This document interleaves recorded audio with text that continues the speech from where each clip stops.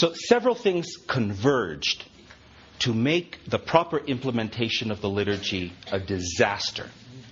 The first is terrible upheaval in Italy itself. All right? So remember how close Paul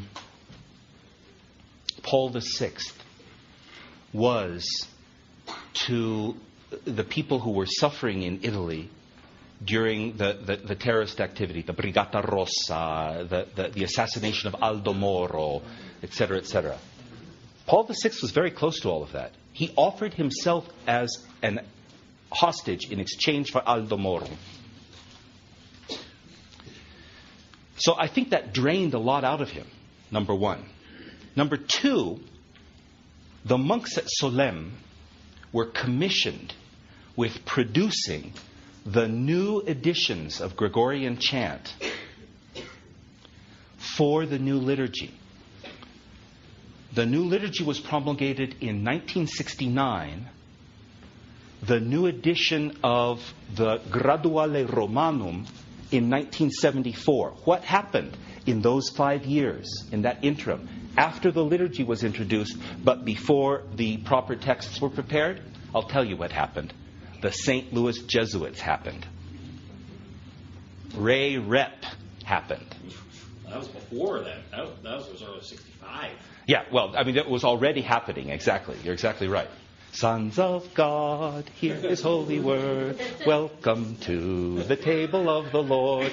Eat His body, drink His blood, and we'll sing our songs of love. Alleluia, alleluia, alleluia, alleluia.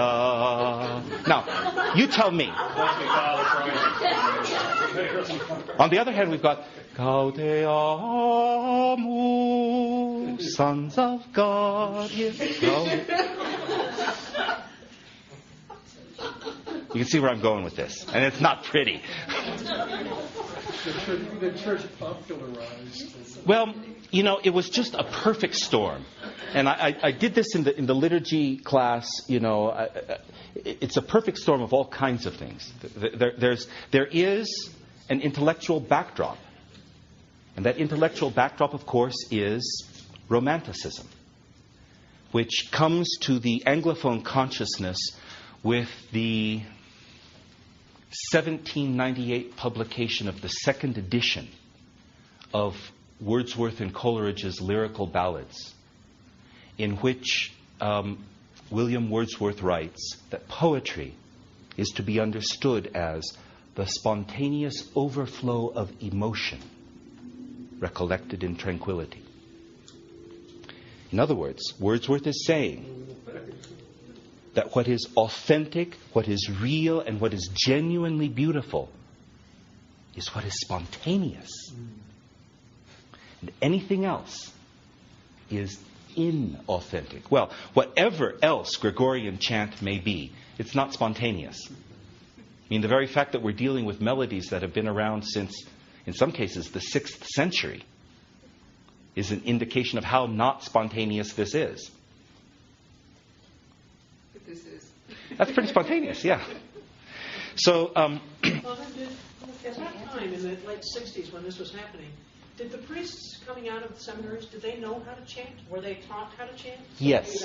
Yes. But not... I want, if any of you have ever been to Mass, at an extraordinary form church where, say, the priests who are in charge of the parish are of the priestly fraternity of St. Peter, Sacramento. for example, in Sacramento. That is not what was happening in Catholic parishes before 1969. Now, no, it wasn't. Not even remotely. The characteristic experience of Mass was what Dr. Mark calls the four-hymn sandwich. All right? In other words, low Mass, which is recited Mass, celebrated with vernacular hymns being sung 4 times in the course of the liturgy. Is that correct? Absolutely correct. So it's important for us to recognize that at the time of the Second Vatican Council, the liturgy was in need of reformation. There's no doubt about it. Now, to be sure, there was a liturgical movement that started 100 years before the Second Vatican Council.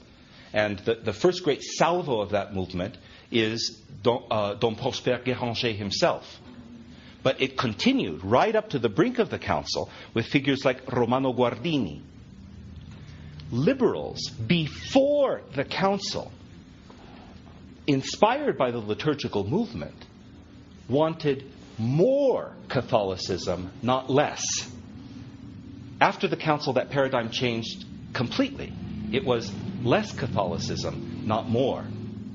And who knows exactly how we got from 1964 to 1969 in that, with those attitudes firmly in place. But it just goes to show you that,